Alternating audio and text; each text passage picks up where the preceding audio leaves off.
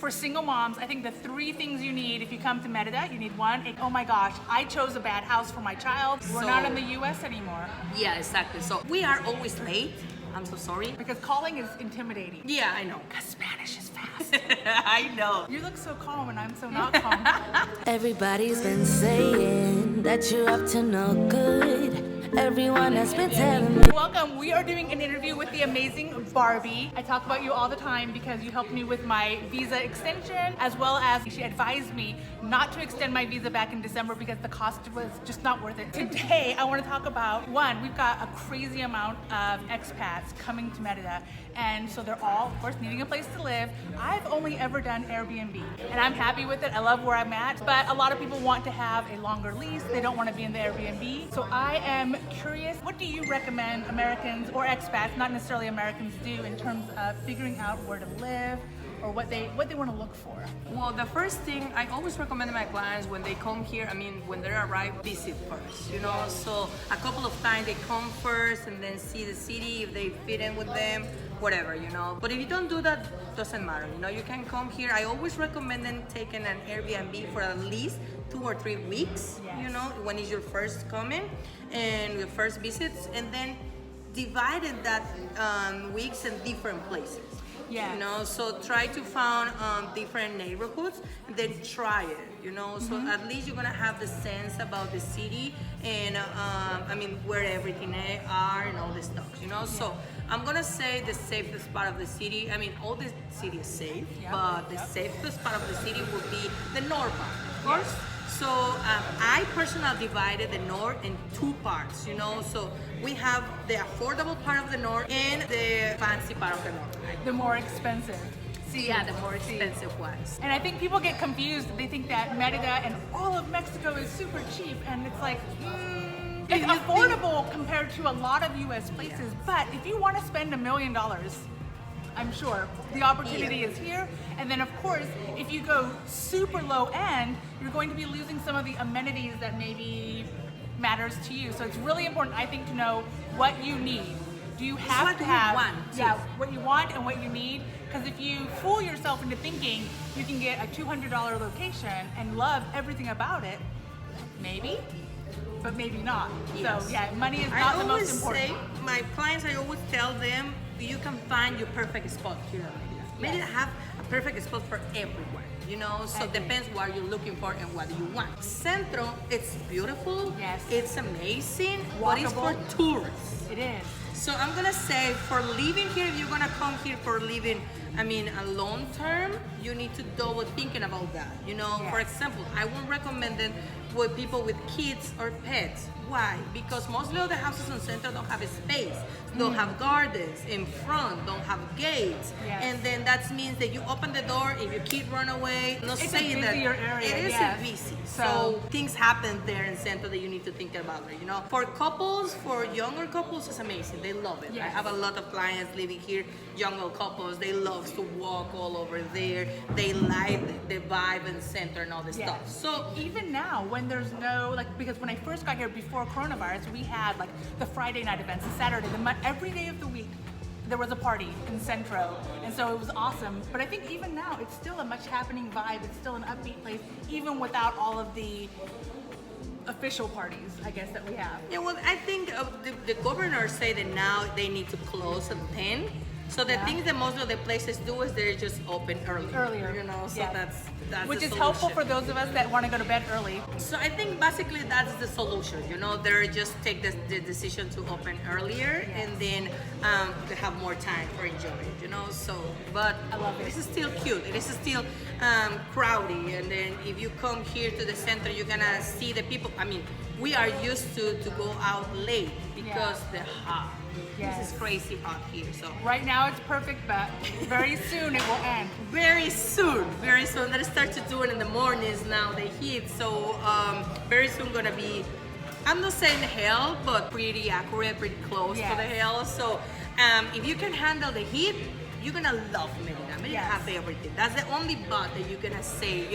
I never lie my clients. I tell them, May and March and May, June is the worst time. Yes. Even for us, it's the worst time. So most of the people go out after 5 or 6, you know, so you can see the people in the parks and just walking over there at that time in the Paseo Montejo, which is our main street. Even the small kids, which surprised me at first because I think in the US we're used to everybody's bedtime is 8 o'clock.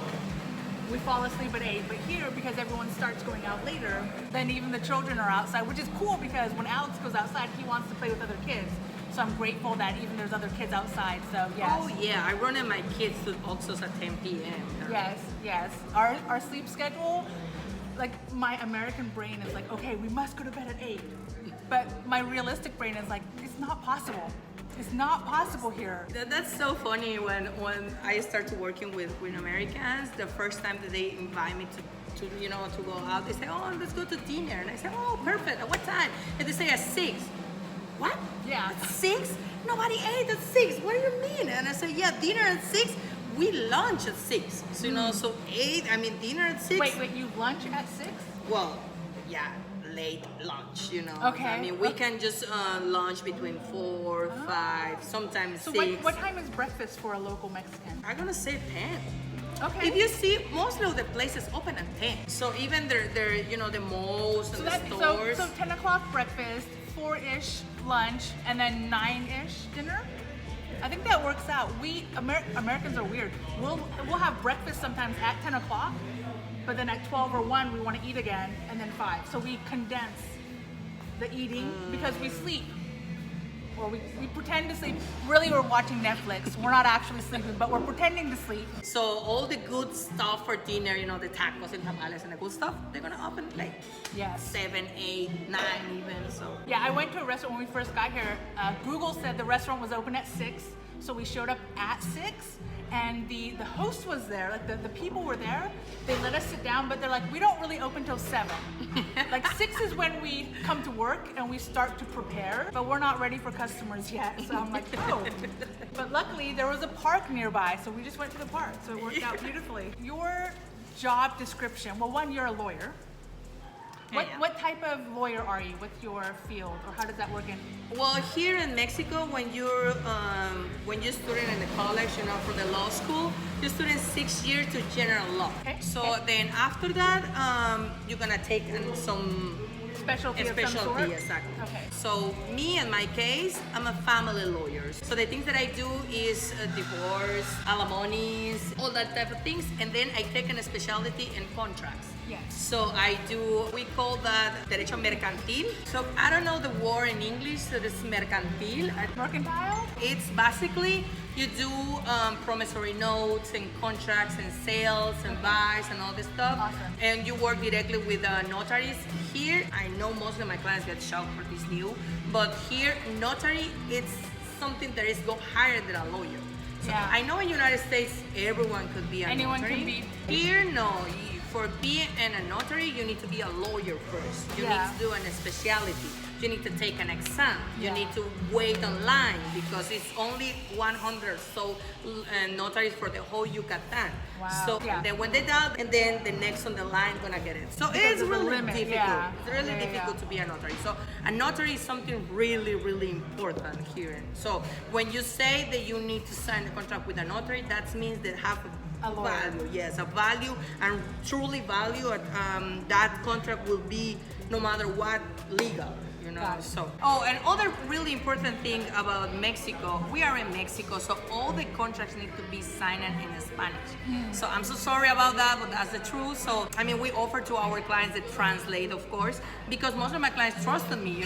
They trusted me. We work together, so we gonna translate all the contracts for them. Let me tell you something: if you sign a contract in English, don't have any value here. So need to be in Spanish, and most of the people don't understand. Especially the people that rent in center, they just give you a piece of paper with English words or whatever. And I know that in the United States everything signed and have value, but not here. We're not in the US anymore. Yeah, exactly. So here need to be notarized, it need to be signed in Spanish, and need to have the stamp of the notary for have a value. And even with that, it's really difficult to make that contract. When you sue and all this stuff, even with that, it's really difficult. So imagine if you don't have it. Yeah, it's a lot more involved. It's part of the reason why. So I live in my Airbnb, And then when I loved my Airbnb host, I just talked to her directly and I'm like, hey, I love you, can I stay? And she let me. So I'm doing it without maybe all the paperwork, but again, love my landlady, so she stuck with me, poor thing. I'm gonna say something because sometimes my clients get a little bit, sometimes they freak out when they don't get in the contract right away, blah, blah, blah. And I always tell them, chill, be calm, because having a contract is protecting to the owners, Yes. not the tenants. Yes. So It's kind of like having a realtor. Usually the realtor works for whoever owns the house. yeah, and even if you pay that contract, because it's in one of the requirements, you need to pay the contract fee, the lawyer fee, that's gonna be on behalf of the owner, you know? So if you don't have a contract right away, don't freak out. It's on contrary, you have more rights, you know? Because here in Mexico, if you go into the house without a contract, you can stay there forever.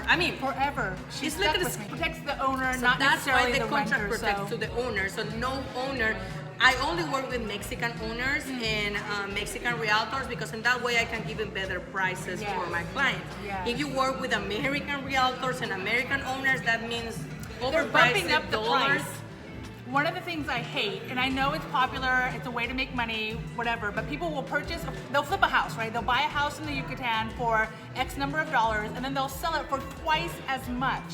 And I understand from a business viewpoint, that's awesome that you made double the money, but now you've just changed the cost of living for an entire location or helped change it. And so yes, let's try not to do that. So I'm definitely pro, if you can shop at a market with like a mom and pop store, that's kind of what you want to do. You want to go to a local store, you want to work with local people because one, they're going to know what the true cost of something is, what the value is, and then two, it's not going to inflate the location. Yeah, but that's some of the reason why mostly of the foreigners pay gringo taxes, you know, because they're working with Americans. So if you saw on a website that are charging a place in dollars, you're in Mexico. Why are you charging in dollars? Correct. So charging in pesos. Yes. You know, if they're charging in dollars, that means that it's not meant for a local it's not to live for there. Mexicans. No, you know, it's for somebody else to for come in. Americans or for foreigners. So Yes. that means overpricing. Yes. That's my thinking, you know. So that's why we work. Personally, my company works only with Mexicans, you know, and that way we have Mexican prices, Mexican rents, you know. Yes. So I can give my clients Mexican prices, like any Mexican. Which is probably why, at least my viewers are probably coming to Mérida, if you are coming, is because you want to experience the local, the prices as well as the cultures. And then, so we didn't talk about it too much, but in addition to being, of course, a lawyer, Barby is a transitional mentor. Is that the title you use? We use a lot of titles. Of course, of course. Basically, the things that we do is we help foreigners to move here with all their hassles, you know. Yeah. So that we save all that hassles for them, and then we support them. So basically, we work for them, with them, and we're gonna be next to them on their side, you know. Yeah. So I like to have a happy client. So most of my clients becoming friends Yes. after they be my clients because I always talk with the truth, you know. So that's the first thing. That's why I told them I'm not a realtor. I won't try to sell you or rent you a place just because I have it. Yeah. I don't care, you know. I don't have any alliance with other people. My client is my worry. Yeah. So I'm gonna work with them and their behavior, you know, to try to get them better prices to them, try to deal in deals for them, you know, and then and that way make them pay cheaper, you know, because at the end that's what you pay. It really reminds. So of course I've got military background, and we have what's called a sponsor. Every time we transfer to a new location, we have a sponsor whose job is to help us find the place to live, find the babysitter, find the school for our kids, what grocery store we should shop at, especially if we're going overseas, right? So that's what a sponsor does in the military, and that's why I love the word mentor when I saw it, because I'm like, that really is what Barby does. I call Barby for whatever. Where do I buy the skull candy? Where do I buy, like, whatever pops in my head? I know that Barby is one of the people I can trust to call and get the real story of what's happening, and we need that. You know, I'm a local, that's why. yeah. We need local, and we need, of course, excellent English speakers. We need to learn Spanish. We'll do that topic later, but in the meantime, while we're learning it, we love that you understand English well enough to, and you understand single mom life, because Barby is a single mom. I am. And so she understands our needs, because that transpires, I think, no matter what culture you're in, how we handle our kids as a single mom. Like, we're worried about all the different details. We don't have a battle buddy. We don't have a partner that's going to worry about extra things for us. We have to, as mothers, do it ourselves. And so having a mentor is Sometimes the truth is hard to see. What do you think are the common mistakes that foreigners make when they're choosing their home? Like when you see somebody unhappy with their home, what mistakes do they make that maybe you can prevent or assist? Híjole, that's a tough question. So honestly, I'm gonna say mostly of my clients, they came with a beautiful and romantic idea in their heads, you know, about colonial houses. Yes. Colonial houses mean old. Yes. So if you're not renting a colonial house in Centro, beautiful and fully renovated, forget about don't have issues. Most of the clients, they're coming with idea they want to live in a house, you know, colonial Mexican style and blah, blah, blah. And then they get ended in a house that is not so nice. Yeah. I always tell my clients, you know, I don't like to then come back to me and they say, you know, what is this not working? I always, since the first time, I just tell them, you know, this is gonna have issues with this, you're gonna have issues with that and all this stuff. So in that way, if they take that decision for the house that I told them they're gonna have issues, at least it's an informed decision, Yeah. you know? It's one of the reasons why I'm a huge fan. Again, I love my landlady, always and forever. When we had the San Cristobal tropical storms back in June, every window I had leaked. I had leaks on the ceiling. Like I went through a slight depression. I was like, oh my gosh, I chose a bad house for my child to live in, and I was like not feeling very good. But having an amazing landlady, of course, I call her and I say, hey, this is what's happening. Of course, she had to wait for it to dry up. But once it dried up, she was outside hiring people to fix the windows, to fix everything. And so I think when things break, one, don't get depressed, because that happens in life. So it's not, especially for those who are trying something new by traveling, right? You're trying to expand your horizon, especially as single moms. We're trying to give our children experiences outside of the US. And so you might think, I made a bad decision when your sink doesn't work.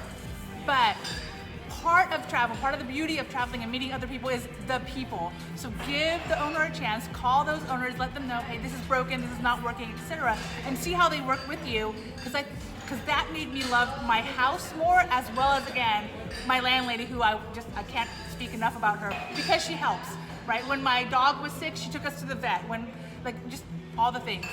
And other thing I want to say is also, don't freak out, you know, and understand a little bit the Mexican culture, you know. So we are always late. I'm so sorry. I was late today. Yeah, but we always be late, you know. So especially with workers, and sometimes with holidays or weekends, they don't work. So I'm gonna say that's the big hassle with my clients. Mostly of them, they don't understand what issues gonna come with the house, you know, and then they just get it, and then you always gonna have problems with plumber and electricity if you chose an older house. Yeah. Always. That's something that's And gonna even happen. a new house. Amoya had issues. Even a new house. The good thing with a new house, I mean, I'm saying because appliances and everything, you get a new, Yes. that's better. So but it's you not get gonna an break as much. older, Everything is difficult. maybe- Yeah, it's yes. something gonna happen eventually. And especially with ACs run a lot here in Yes. Mérida. So if you don't choose a house with newer appliances, you eventually gonna have problems with Yeah. that, you know. And then So- changing the filters and all that kind of stuff. Yes, you need to take care of the places. I mean, take care of the issues so you avoid the problems in the future. But yes, and then the water. The problem with the water is because we have an high density water, so our water have a lot of minerals on it. So the thing that happen is always rust in top. Yes. Clog the taps. My shower head, I have to. It's got like I don't know, but I have to wash it almost every day just to keep it Yes. flowing the way I want it If to. you have a Mexican cleaning lady, they're gonna use an acid. My cleaning lady do is amazing. So the things that they do is just pull in a pot with acid and just put in the shower there for a Yes. couple of minutes, Yeah. and then just clean it and put it like a new. But yes, you're gonna need to take care of that things because that's always be clogged. And this is not about the pressure of the water. You think that could be a bad pressure because it's just like a 1 or 2.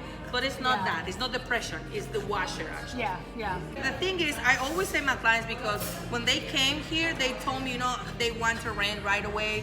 And some of them comment for a school visit and they say, we want to look at a place now and we're gonna move in 4 or 5 months. That's not gonna work. Yeah. Here, the rentals move really fast. So the thing is, a place that you saw online or you saw at any other apps for rental could be gone in 1-2 days. Yeah. But the good thing is, other 3 or 4 places gonna pop up in 2 or 3 days. Yeah. So it's always astounding how, like, again, we're just a big city, so lots of things are happening. So that's I'm gonna say something that we always recommend to my clients. I always tell them, contact me when you're ready to move. Yes. We work really fast. When I'm saying fast, is I can give you a place in 1 week. So even less time. So if you're ready for move, contact me and we're gonna do their house hunting and you're gonna have in your place in 1 week. It's easy. Yeah. It's really easy, but you need to be ready for move. Because if we start to look in places and then you told me I'm gonna move in 1 or 2 months, probably that place won't be able. Correct. When you. And I think part of being ready is knowing what you want. So again, if you've never been to Mérida, come, enjoy it for a month or 2 weeks at least, and just learn what you like, what you expect, so that you can know what to ask for when you're getting to that point. We're gonna talk about internet locations. So tell me about how to know whether the location you're going to has good internet or what you recommend in terms of the internet. Because most of us are remote workers. Like, we need internet for sure. Just need to pay attention in something. Inside Periférico is the faster road that surrounded the circle, that surrounded the city. So if you choose an area that is inside that circle, you're gonna be okay. The internet will be good because you have fiber optic. But if you chose areas that are outside, you need to be careful because not all the areas have reliable internet. How about like Cauquel? Is that a good internet? Some parts. That's the problem. The problem with Cauquel and Las Americas, it's mostly all the places have good internet, but not all the places. So you need to be aware about that. I'm gonna recommend that if you're gonna take an Airbnb over there, just asking your landlord or asking your host, don't asking if they have internet. They're gonna tell you yes. Asking what type of internet. So asking specifically fiber optic. Okay. The house have fiber optic. If they say yes, you will be fine. If they say no, they say Wi-Fi, wireless, something like that, that won't be reliable, and you're gonna have. And then problems. just add coffee shops to your budget because you'll be going to coffee shops a lot for the internet. And then I know some places like, for example, Concal in Cholula, that are getting really popular now because if you go to their apps like Viva Anuncios or all that places, they're gonna show beautiful houses, brand new houses, and cheap. Yes. And you're not gonna believe what is the trick there. Well, the trick is the internet. So just asking your landlord if that place have fiber optic. Remember that word, fiber optic. If they told you yes, fiber optic, asking which company. If you have Telmex, if you have Easy, or if you have Total Play, you're gonna be okay. Yeah, and some places also you share the internet with the host or maybe some other people in the building. So that's a question I would also ask as well. And just be willing to pay extra. Like that to me is what I would do is, can you open another account just for me if you really need that internet to be good? Because an internet here is not that expensive, I don't feel. No, it's not that expensive. Depending on the package that you choose. Well, for example, I have in my home 30 megas and I pay 500 pesos per month. Yeah. And it's enough for, I have Easy, but it's enough for, we have like 3 TVs, 4 cell phones, multiple devices. We never have any problem with download anything. So it's really good. I mean, but you need to choose wisely about the internet, because even if you have sharing one and in the most of the condoms, if you live in apartments and everything, they're gonna share one internet with everyone. So even if the internet is 50 megas or 100 megas, they're gonna be divided in all the places there. I mean, all their apartments that they have.